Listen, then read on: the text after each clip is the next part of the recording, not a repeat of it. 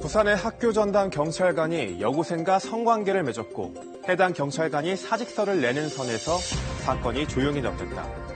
지난달 SNS에서 처음 이러한 의혹이 제기됐고 경찰이 뒤늦게 대대적인 감찰에 나섰죠. 경찰이 그제 감찰 결과를 내놨습니다. 우선 문제 경찰관들이 성관계를 갖는 과정에서 범죄 혐의가 있다고 판단했습니다. 또 경찰 내부의 조직적인 은폐 의혹도 사실로 드러났습니다. SNS를 통한 문제 제기가 없었다면 이러한 일들이 그대로 묻힐 뻔한 겁니다.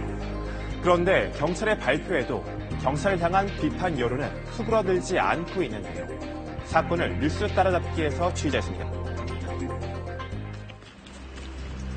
그제 오전 부산지방경찰청에서 특별조사단이 감찰 결과를 발표했습니다. 특별조사단은 동사건에 대해 한 점의 의혹도 없이 진상을 규명함을 목표로 사건을 원점에서 재검토, 철저히 조사하였습니다.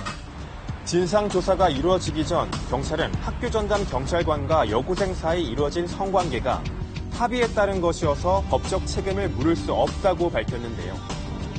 특별조사단이 12일에 걸쳐 사건을 원점에서 다시 조사했더니 결과가 완전히 뒤집혔습니다. 피해 학생을 보호해야 되는 위치에서 그 피해 학생의 일반적인 행동 특성을 이해하고 있었음에도 불구하고 그를 이용해서 간음 행위까지 나간 것으로. 특별조사단은 여고생과 성관계를 가진 학교 전담 경찰관 2명 모두 형사처벌하기로 결정한 겁니다. 우선 자신이 담당하는 여고생과 자신의 차에서 성관계를 한 사경찰서 소속 김모 경장을 위력에 의한 간음죄로 입건했습니다. 김 경장이 나이 차나 학교 전담 경찰관이라는 자신의 우월적 지위를 이용해 여고생을 협박하거나 압력을 행사해 성관계를 한 걸로 판단한 겁니다. 또 김 경장이 성관계 사실이 문제가 되자 피해 여학생의 부모에게 1,000만 원을 주고 사건을 무마하려 한 사실도 추가로 밝혀졌습니다. 자기가 그래 했으니까 사건 무마하는 정도로 의욕으로 잘못을 저질렀으니까 그렇게 한 것으로 보입니다. 또 다른 논란의 주인공인 연제경찰서 소속 정모 경장은 피해 여학생과 수차례 연락한 사실이 드러났습니다. 피해 여학생이 중학생이던 지난해 6월부터 1년간 호감을 나타내는 내용을 포함해 SNS 메시지를 무려 18,000건 넘게 보낸 겁니다. 또 피해 여고생에게 전화를 걸고 1,000건 넘게 문자 메시지를 보낸 사실도 밝혀졌는데요. 특별조사단은 이러한 정황이 문제가 될 수 있다고 판단했습니다. 먼저 후각을 표시하면서 교제 의사를 표시하고 지속적인 등하교 등의 자동차 편의를 제공해주고 기간 중에 다수의 SNS 문자 또 메신저들을 통해서 연락을 취하면서 간음에 이르게 된 부분에 대해서 위계에 의한 간음죄를 적용하게 됐습니다. 무엇보다 이번 조사에서 가장 큰 관심이 집중된 건 경찰의 은폐 의혹이 사실이었는지 여부. 조사 결과 은폐 의혹은 사실로 드러났습니다. 특별조사단은 경찰관들이 속한 경찰서의 서장들이 사건 은폐를 주도한 걸로 결론 내렸습니다. 김성식 연제경찰서장의 경우 이번 사건이 언론 보도를 통해 알려지기 훨씬 전인 지난 5월 9일 정 경장의 비위 사실을 보고받았던 걸로 확인됐는데요. 강제성 없는 성관계로 결론 내리고 정 경장의 사표를 받는 선에서 사건을 마무리 지은 걸로 드러났습니다. 서장 주간 회의 시 강제성이 없고 사회적 파장이 우려된다는 이유로 해당 경찰관에 대해 감찰 조사 등의 적절한 조치 없이 의원 면직 처리되도록 하였고, 정진규 사경찰서장 역시 지난달 9일 김 경장 사건을 보고받았지만 간부회의를 거친 뒤 연제경찰서와 같은 방식으로 이를 덮은 걸로 드러났습니다. 하지만 특별조사단은 이상식 부산경찰청장에게는 부실한 관리감독 책임만 물었습니다. 또 강신명 경찰청장 등 경찰청 지휘부에 대해서도 보고를 받지 못해 책임이 없다고 선을 그었습니다.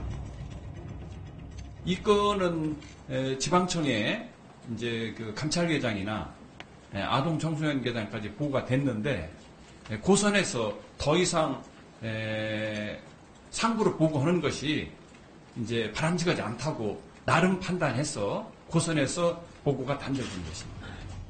지난달 말 은폐 의혹이 불거지자 언론 보도 이후에야 사퇴 보고를 받았다고 해명했던 경찰 지휘부. 강신명 경찰청장은 지난달 30일 특별조사단 구성 계획을 밝히면서 자신 역시 조사 대상이라며 엄정한 감찰을 강조하기도 했는데요. 특별조사단 조사에선 정장 강신명 청장과 이상식 부산경찰청장의 휴대전화 내역을 조사 대상에서 제외했습니다. 청장한테 보고했던 어떠한 기록도 저희들이 찾아내지 못했습니다. 그래서 부산 청장님에 대한 조사는 저희 이제 감찰관이 방문해서 대면 조사 형식으로 이제 가능하다 이렇게 판단했고, 이 때문에 수뇌부에게 면죄부를 주기 위한 꼬리 자르기식 감찰 아니었냐는 시민단체의 비판까지 제기되고 있는 상황. 무엇보다 경찰청장까지 감찰 대상으로 오른 상황에서 경찰 내부 인력으로 조사팀을 꾸린 방식이 처음부터 잘못된 것 아니었냐는 지적도 나옵니다. 감찰이라는 원칙은 이거예요.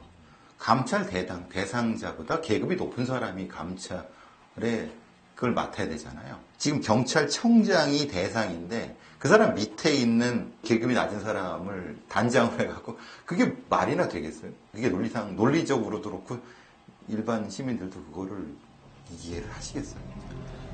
특별조사단은 비위 사실이 밝혀진 경찰관 17명을 시민감찰위원회에 상정해 위원들의 의견을 듣고 징계 수위를 결정할 방침입니다. 조만 전에 시민감찰위원회를 열어서 그분들한테 의견을 들어서 이제 경찰청장님한테 드립니다. 그러면 이제 경찰청장님이 징계위원회에 나갈 때 해부를 합니다. 경찰에게 쏟아진 의혹을 스스로 풀겠다며 대대적인 감찰에 나선 경찰. 하지만 결과 발표 뒤에도 경찰을 향한 비판 여론은 잠잠해지지 않고 있습니다.